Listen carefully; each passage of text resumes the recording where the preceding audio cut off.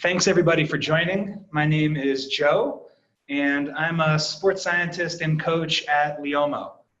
We'll cover more about my background later, but today I'll be talking about using LEOMO's live video sync application to identify movement and strength imbalances in a marathon runner. So again, please feel free to ask questions throughout the presentation. We'll take about 10 to 15 minutes at the end to answer and discuss. All right, does anybody recognize this runner? I'll give one clue, and that is that he ran a 2:03:23 marathon, which was a world record at the time, in Berlin in 2013. And that runner behind him is a top marathon runner from Tokyo, Japan. So who we're seeing here is Wilson Kipsang. And when we look at his running, a lot of people comment how it looks beautiful and light and almost effortless. And that has led us to wonder sort of, what is it about his motion that creates this view in people's minds? And I think it's a collection of things that all come together in perfect synchronization and manifest as fast, effortless running. So with our live video sync application, we can begin to capture and analyze that perception. And what you see below the video is his actual motion, captured and quantified using 5 of our LEOMO motion sensors. Using these outputs, we can start to break down the big picture into its measurable parts. And with that, we start to understand what constitutes his motion. So we can begin to basically visualize each individual component that makes up his greater whole of running and start to analyze and measure their impacts on his motion as a whole. And we're going to be covering a lot of this in this webinar today, introducing these concepts and breaking down some of this data and showing how we can use it in our own applications. So our goals of the webinar today, what I want to do is display the full process of using live video sync to improve a runner's motion. Our running assessment and movement assessment will allow us to measure and analyze a trait so that we can then use that information in our training to create performance improvement. The amazing thing that I find so captivating about live video sync is that it can be used at every step of this process to turn our coach's eye observations into measured, trackable metrics. So why should we analyze running motion in the first place? For me, running is a really technical movement. Running fast over long distances requires immense energy input and a high degree of coordination and synchronization of many parts of the body. Athletes and coaches who are looking to improve running performance should thus consider both the physiological costs as well as the biomechanical costs of running. And tracking changes in biomechanics, especially at key times of the training and racing cycles, can help us to inform our training decisions. So down at the bottom there, I just think it's important to note also that each athlete has their own optimal biomechanics. And measuring and tracking those changes on an individual athlete basis can be a really informative piece of the process and just help us drive better decision making. So for this use case, I want to introduce our athlete, Furu, as well as our coach, which is me. Starting with Furu, who was gracious enough to allow me to use his data for this presentation, so thank you, Furu. Furu is a marathon runner, and he recently set his personal best marathon time at the Tokyo Marathon about 6 weeks ago. After an off season and some recovery weeks, he's ready to start his next build-up. He's eager to get moving again and improve and see what he can do this year. So this year, he wants to reevaluate his training. I know it's kind of funny, he just ran a PR and now he comes to me and says he wants to reevaluate things. So tough crowd out here in Boulder, but he has some big goals. And although he's happy with his current progress, he wants to see what he can do to reach new heights in his running performance. So the most important thing here that he's noted to me is that he finds his biggest needs are strength and durability. He just has a history of cramping late in races, and he states a loss of power in his right leg that he feels late in races and late in training runs that causes him to slow down. So this has been a huge barrier for him, and he believes it is preventing him from reaching his true potential. So this is going to be a big focus of our new training regime. Just a brief introduction to myself. My name again is Joe Cavarretta, and I am a sports scientist and endurance coach specializing in running. My primary areas of focus in the past have been exercise physiology and biomechanics, which are the primary drivers in my approach to working with runners. I believe there are a lot of pillars of success in running, and I do my best to provide a comprehensive approach that leaves no stone unturned in an athlete's preparation. So my goals in this specific use case are to address the concerns that Furu has expressed. This includes identifying any areas of his motion that might be limiting his performance potential, especially related to that right and left imbalance that he presents to me. So let's start with the basics. What is an IMU? These are the sensors that are used in LEOMO's live video sync application. These were what Wilson Kipsang was wearing in our first videos we saw earlier in the presentation. And IMU stands for Inertial Measurement Unit. It's basically a highly sensitive motion. It's highly sensitive to motion, and it senses both acceleration using an accelerometer and angular velocity or rotational speed using a gyrometer. And these sensors can be placed anywhere on the body. They're about the size of a quarter. And no matter where you put them on the body, they can capture motion data on that specific localized area. So if we want to see how the foot moves, we'll put it on the foot. If we want to see how the pelvis moves, we can stick one on your sacrum or your waist. If we want to see how the arm moves in a throw, we can put it on the upper arm and on the forearm. The nice thing about it is we have multiple sensors. So not only can we see how just the local area of the body moves, but we can see how a lot of different parts of the body move in respect to one another. So to understand how these pick up data and how they pick up motion, it's just the most important thing is that all data is relative to the individual sensor's position in space. They're not relative to the ground or to the athlete. It's just whatever the orientation of the sensor is on the body is how we're going to be collecting data. So we can see here the axes and the directions of our accelerometer and our gyrometer. I'll get my pointer here. So the Y acceleration, positive is up, the negative Y is down, and the positive X is with respect to the light in the corner of the sensor going away from it, with negative X in the other direction. The Z positive is straight through the middle, and Z negative is coming out through the front. And we can see the axes of the gyrometer down here. This is the rotation of the sensor. I think this picture here sums it up best. If you use your left-hand rule for the physics people out there, all axes follow the left-hand rule, but the Y positive rotation is around that axis there, going to the left. The X is going rotating towards the top of the sensor, and the Z is rotating in a counterclockwise fashion about the center face of the accelerometer. All right, so let's look at today's case. Based on Furu's background with some cramping and pain in his right leg late in races, we're mostly going to be looking at his torso and foot data to measure any left-right imbalances in the trunk and legs. So this is a brief clip of sort of what we're looking at.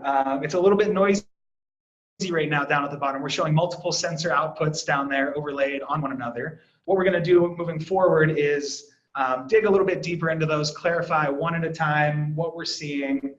And yeah, before we get into that, what I want to do is just take a quick moment to look at how our sensors are placed on his body. So this is our basic setup. We have a sensor on his torso, right at the bottom of his sternum. and we have 2 on his thighs and 2 on his feet.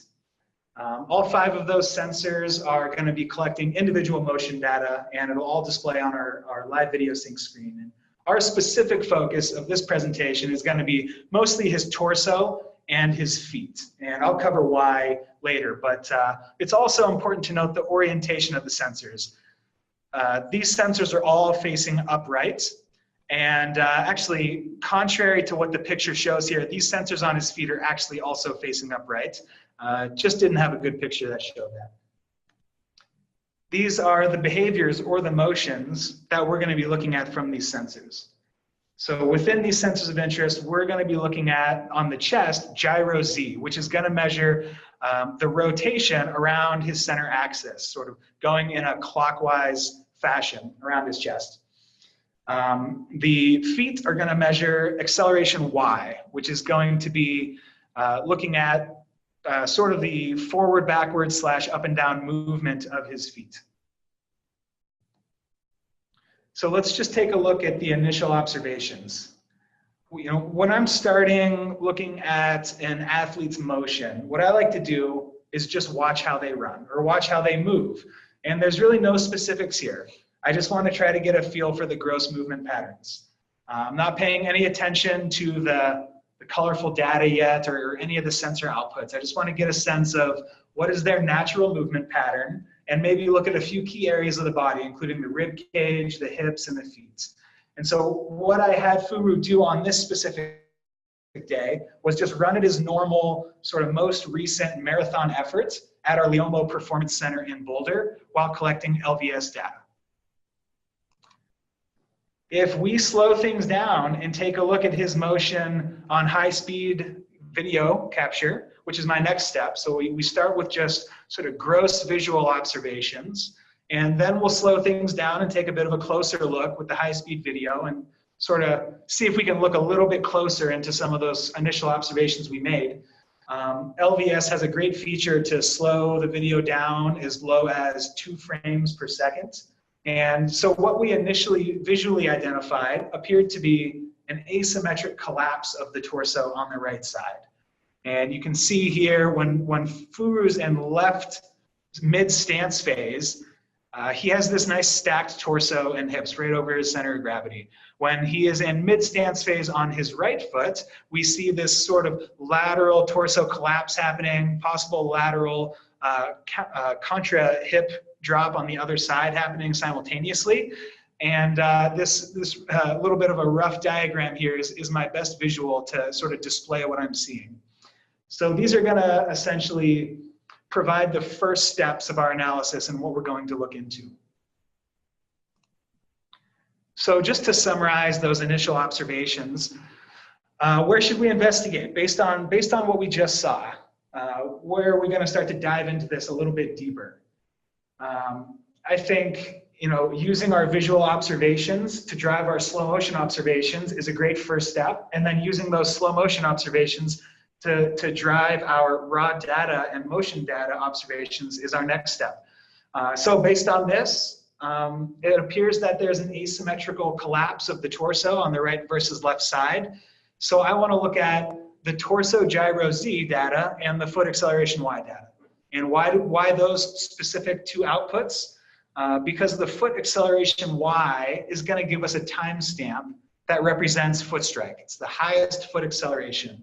And if we have sort of a timestamp in his running stride, we'll be able to not only look at the magnitude of that torso gyro Z, which will indicate his lateral rotation of the torso, but we'll also have a good stamp of timing of when it happens relative to the foot strike.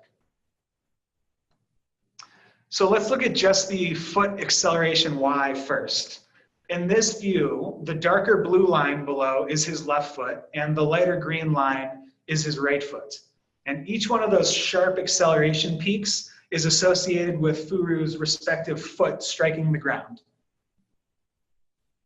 In this particular view, we will be interested more specifically in the negative peaks, just based on the orientation of the sensors. So for our intents and purposes today, the positive and the negative peaks, you can see they're happening really close to one another. Technically, we are looking at the negative peaks, but for our intents and purposes, just look at the overall pattern of the peaks. And we can see how they line up with that left and right foot hitting the ground. So to interpret that, what does acceleration y really mean? Here we can see a different view of the same foot acceleration y peaks. And again, we note here that we're looking for the negative peaks based on the orientation of the sensor as being a good representative of the foot striking the ground. So these accelerations are measured in G's, and that is units of acceleration due to gravity. And the peak acceleration values for each foot are listed right next to the peak that the red line is on right now. So here on the left foot, we can see this negative peak and the value associated with that negative peak. And on the right side, we can see this negative peak and the value associated with that. And just as a quick side note, looking at the absolute values of the acceleration on each side across his run is also a separate, really useful tool in LVS. So let's go to the torso gyro Z data next. Right here, we're looking at this yellow-orangish line displaying the output of the sensor on his chest. And because it's only one sensor, we're seeing just one single line as opposed to the two we just saw. But this output is measuring the lateral rotation of Furu's torso, that side-to-side rocking pattern that we saw in his torso in the still frames before. But just viewing it initially, without really knowing too much about the data, we can sort of start to see some patterns in it. We see these spikes happening on the right side and sort of these waves happening on the left side. And just from a gross perspective, there's some interesting patterns going on here. So how do we interpret this? Well, based on the orientation of our sensor, any negative data is going to indicate that the sensor is rotating towards Furu's left side. That would be the sensor rotating in a clockwise fashion. And any positive data is going to be the sensor rotating in a counterclockwise fashion or towards Furu tilting to his right side. So if we look at his torso position during mid-stance phase, as indicated by his foot sensors, we can see a large spike in rotation on his right leg and a very small peak on his left leg. So here's mid-stance on his left, and we're seeing just this little spike of a peak here, around -50 degrees per second. On his right leg mid-stance phase, we're seeing this much larger peak, and measured on this particular stride at 133.8 degrees per second. So when his right leg hits the ground, his torso is rotating to the right at about this speed. And when he hits the ground on the left, it's just a sort of a minor bump to the left at that speed. So what we're looking at is angular velocity. That's what the degrees per second measure, and that's basically the rotational velocity. All right, so let's put it together, and we'll look at the data in motion now. This is everything we just looked at. And we've looked at the individual components of Furu's analysis, so let's put it together and view all three of his sensor outputs. My first question here is, do you view his motion slightly differently now after seeing those previous still frames? And we can kind of see just with all three of these, this data has a little bit more meaning. There's a left foot strike and a right foot strike followed by the subsequent spike in the torso. And just viewing this in just the data, we can sort of, without looking at the video, we can kind of visualize what's happening here in his running, which is really cool. So when we look at what we just saw, kind of broken down into its separate parts, we have all three sensor outputs displayed here at once. We can see the torso gyro Z peaks occurring several milliseconds after the foot acceleration Y peaks. And this, to me, indicates that the trunk and hips are not maintaining position well when the right foot is in stance phase. So what are our next steps? What do we do with this information? For me, we've analyzed running motion, we've identified some key areas of interest, and what I would like to do now is further examine this athlete's ability to maintain their center of mass in single leg positions. Based on that last slide, it seems clear to me that the trunk and hips are not doing a great job of maintaining their position in that right leg, single leg position stance. So what I want to do is try to isolate that a little bit more and see if we can identify any compensatory shifting of the center of mass. And not only that, but just gain additional measurable metrics that we can use to track progress as we start to switch things up in training a little bit. So what we're going to move on to next is a movement assessment, or a functional movement assessment, where we have Furu doing a variety of different exercises, all sort of with the same idea of trying to capture that same movement we just saw.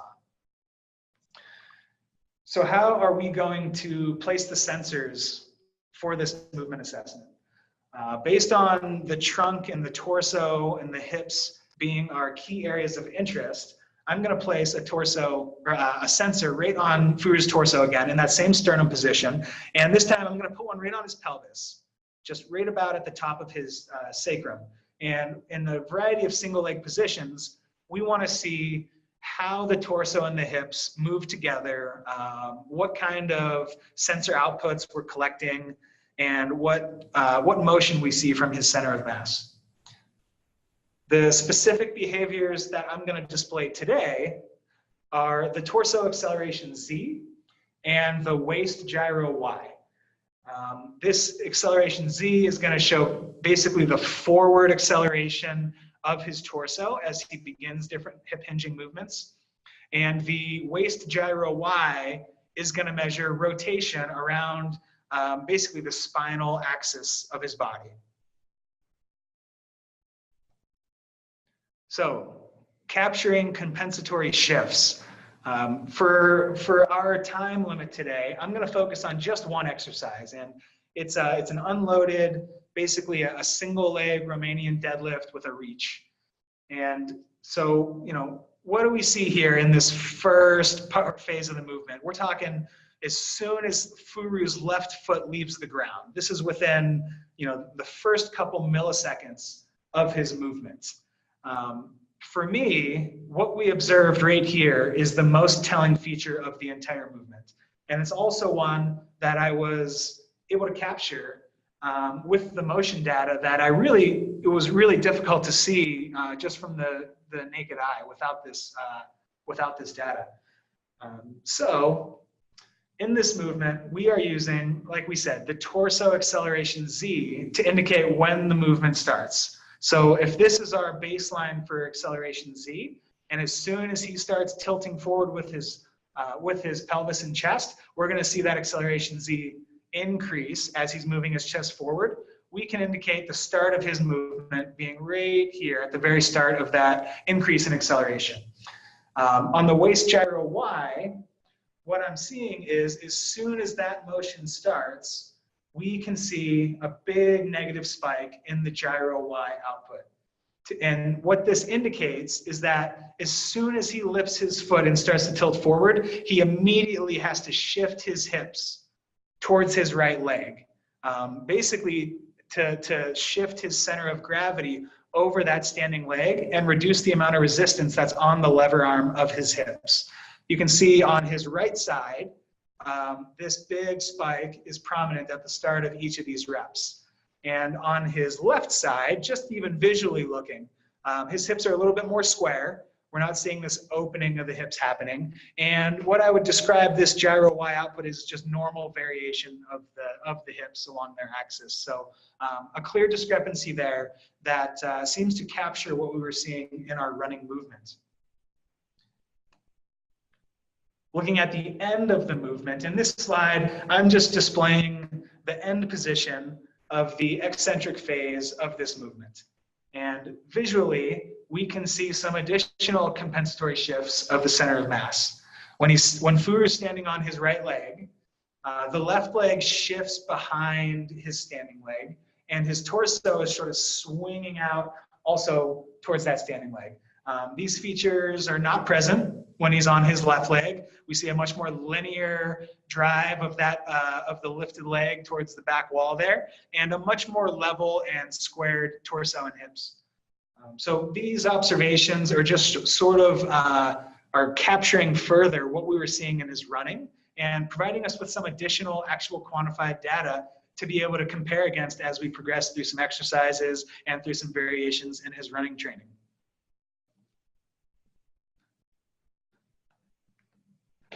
So why should we do running and movement assessment? On the run, the first thing I want to see is how a runner's motion presents naturally. We selected marathon pace today because that is the event that Furu wants to improve at. And with these baseline numbers, we can start to track changes over time and at specific times of his training cycle. Some things I want to know are, what happens when fatigue is really high, and what happens when we are really rested. On a smaller scale, what happens when we do strength training? What happens after a long run? What happens after a track session? All these changes in movement are important for us, not only in sort of measuring and tracking stress, but also in sort of learning the athlete and learning their motion and learning under what conditions they excel.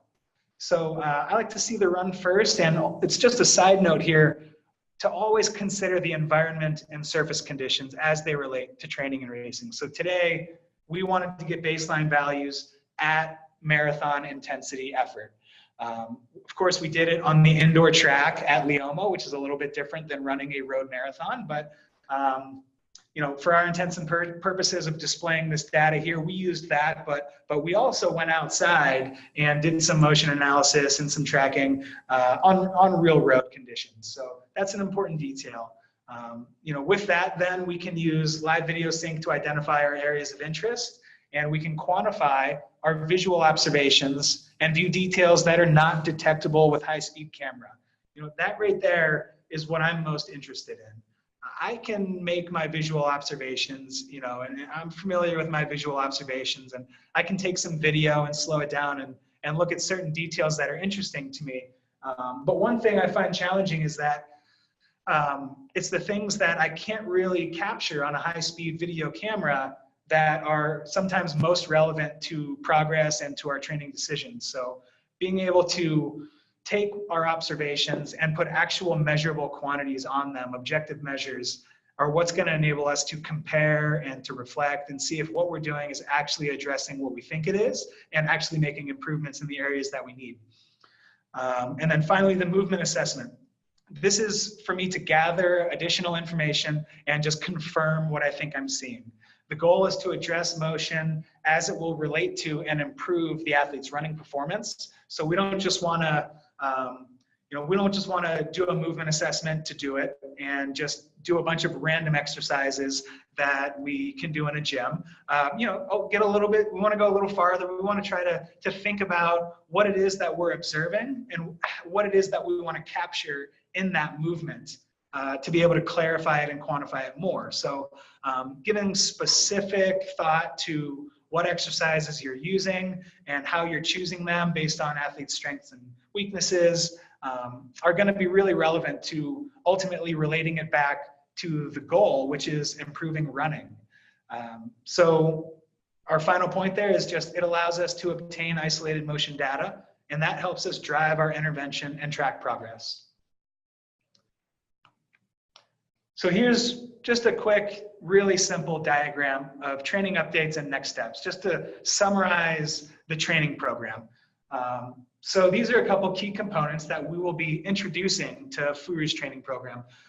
He has never done strength training or plyometrics or any sort of strength and conditioning prior to this, and he has not utilized high-speed interval training of any sort. So strides, accelerations, short, high-power intervals, looking at grasping some of those neuromuscular changes.